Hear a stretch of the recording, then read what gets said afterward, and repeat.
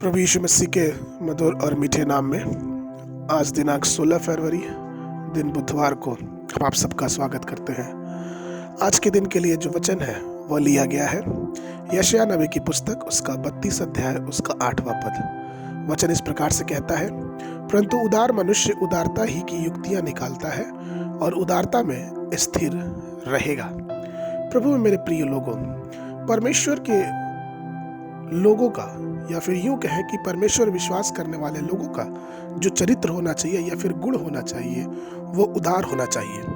अगर हम संसार में देखें तो हम सब प्रकार के प्राणियों को देखते हैं, हम सब प्रकार के प्रजातियों को देखते हैं और हम ये पाते हैं कि अगर हम पेड़ की उदारता देखेंगे तो पेड़ अपने फल देने में स्वतंत्र रहता है। अगर हम मुर्गियों को देखते हैं तो मुर्गियों का जो कार्य है वो अंडा देना है, वो देती रहती है। समुद्र में जितनी मछलियां हैं, समुद्र उन मछलियों को देता रहता है, जबकि उनको समुद्र को मालूम है कि ये मछलियां जाएंगी और एक दिन मनुष्य का निवाला बन जाएगी, लेकिन फिर भी उदारता से सब प्राकृतिक चीजें अपना कार्य कर रही है। लेकिन जब हम इंसानों की बात करते हैं, जब मनुष्यों की बात करते हैं, तो हमारे और आपके जीवन में एक प्रश्न उठता है कि हम कितने उदार हैं। क्या हम परमेश्वर प्रभु यीशु मसीह की संतान बनने के लिए उसके वचनों के प्रति उदार हैं? मत्ती रचित सुसमाचार उसका 20 और उसके 15 में यीशु ने लोगों से पूछा कि क्या तू मेरे भले होने के कारण बुरी दृष्टि से देखता है? अर्थात जब हमको भलाई आती है, अगर हम भला करना जानते हैं, फिर भी हम परमेश्वर के लिए, प्रभु यीशु मसीह के लिए उदारता से काम करना नहीं चाहते हैं। हमने देखा कि किस प्रकार से प्रभु यीशु मसीह ने 5 रोटी और 2 मछलियों से बहुतायत के लोगों को अर्थात 5000 लोगों को भोजन कराया।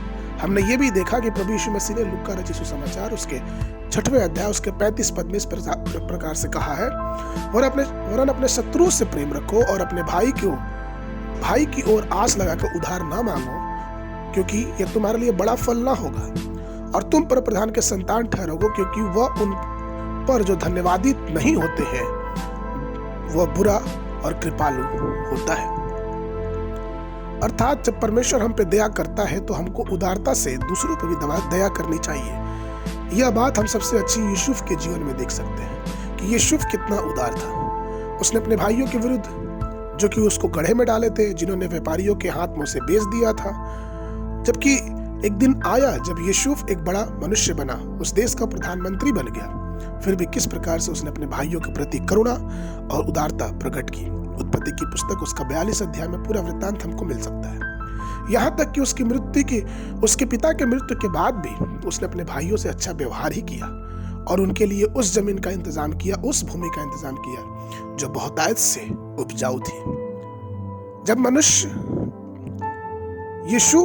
मनुष्य होके इतना उदार हो सकता है, जिसने प्रभु की शिक्षा को नहीं देखा, जिसने प्रभु यीशु मसीह के वचनों को नहीं देखा, लेकिन आज हम जब प्रभु यीशु मसीह के वचनों को पढ़ने वाले हैं, जिसने प्रभु के प्रेम को कलवरी क्रूस पे देखा है, तो हमें और आपको कितना उदार होना चाहिए। इसलिए परमेश्वर में प्रिय लोगों, आइए हम गरीबों के प्रति उदारता दिखाएं, हम उनके प्रति दयालु रहें, जरूरतमंद के लिए हमेशा खड़े रहें, क्योंकि परमेश्वर उदारता से देने वालों को 1000 गुना वापस भी लौटाता है। इसलिए प्रभु के प्यार को उदारता में एक दूसरे के समान बढ़ाते और बांटते जाएं।